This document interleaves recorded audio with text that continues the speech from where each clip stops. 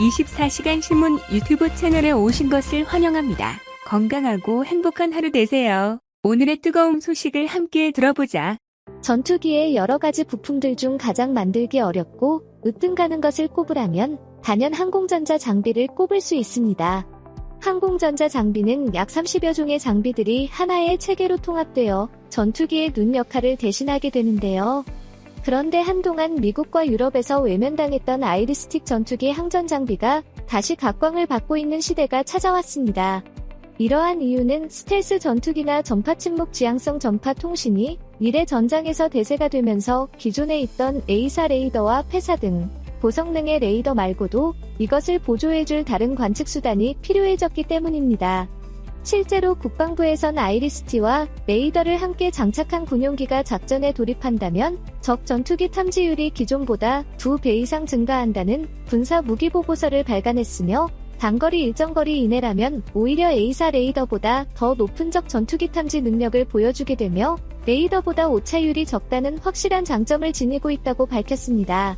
그런데 이러한 상황 속에서 우리나라 국방력의 자존심 KF-21 전투기의 가장 중요한 전자장비 아이리스-T의 스텔스 메릭 기술 개발을 진행 중이라는 사실이 군사모기 언론을 통해 공식적으로 확인되었습니다. 카이의 발언에 따르면 레이저 트래커라는 또 다른 신기술을 적외선 추적 장치에 응용해 최대 20대에 가까운 적 전투기를 동시에 상대할 수 있을 것이라고 관련 기술에 대해 자신감을 밝혔는데요. 한국의 최첨단 전자장비 아이리스-T는 지난달 공개된 KF-21 6기 제작 현장에서 존재감을 드러낸 바 있습니다. 당시 취재기 6호기의 출시가 눈앞에 다가왔다는 발언 이후 예상보다 빠른 연구개발이 이루어지고 있는 가운데 스텔스 블록2의 개발 상황에 대하여 아이리스-T의 스텔스화를 언급한 적이 있습니다. 현재 군사무기, 정보 사이트, 언론 등 KF-21을 검색하면 연관 검색어로 KF-21 전투기의 항전 장비로 전자추적 장비인 아이리스-T와 관련된 언론 기사들이 쏟아지고 있습니다. 반대로 보람의 전투기에 대하여 극찬만 이어지는 언론에 대해 조심스러운 반응 또한 당연한 것이겠죠.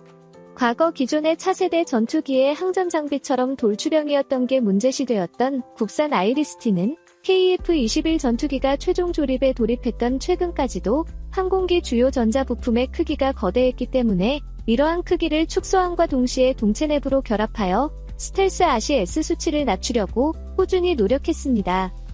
F-20 래퍼를 예로 들어본다면 5세대 스텔스기는 주로 기수와 중앙 동체, 그리고 후방 동체가 최종 결합하여 온전한 스텔스 형상을 이뤄야만 하는데요. 그러려면 아이리스-T 말고도 미사일과 엔진, 탱크 등 다양한 장비들이 스텔스 형상을 이뤄야만 비로소 고성능 레이더에도 잡히지 않는 KF-21 블록 2 배치가 가능한 것이죠. 이처럼 한국 내에서 KF-21을 바라보는 시각은 기대 반 우려 반인 것 같지만 과연 우리나라에서 세계적인 전투기가 나올 수 있을까 하는 사람들의 궁금증을 실시간으로 보여주는 것 같습니다. 하지만 이러한 우려와 달리 최근 놀라운 속도로 발전하는 한국의 방위산업 분야에서 눈에 가장 띄는 것 또한 최첨단 전자 장비들인 것은 그 누구도 부정할 수 없는 분명한 사실입니다. 최근 한국형 아이리스-T는 기계를 이용한 자동 조립을 통해 초정밀 조립 라인이 온전하게 가동되고 있다고 전했는데요. 이러한 초정밀 전자장비들을 결합하는 일을 사람의 힘이 아닌 완벽함에 가까운 정밀도를 제어하는 무인 로봇들이 맡아서 수행하는 것은 최첨단 조립 기술을 자랑하는 우리나라의 특기입니다. 이와 병행의 5세대 스텔스기를 바라보고 만들어진 KF-21의 항전장비 스텔스 매립식 아이리스-T의 개발이 시작되었으며 이로써 한국은 KF-21 블록 2 스텔스기 개발을 위한 스텔스 항전장비 개발에 한 발짝 더 앞서갈 수 있게 되었습니다. 상기한 대로 최신식 아이리스-T가 성능을 발휘하려면 고도화된 데이터 해석 능력이 필요합니다. 전자기술이 발전하며 아이리스-T의 능력은 최근에 들어서 비약적인 향상을 이뤄냈는데요.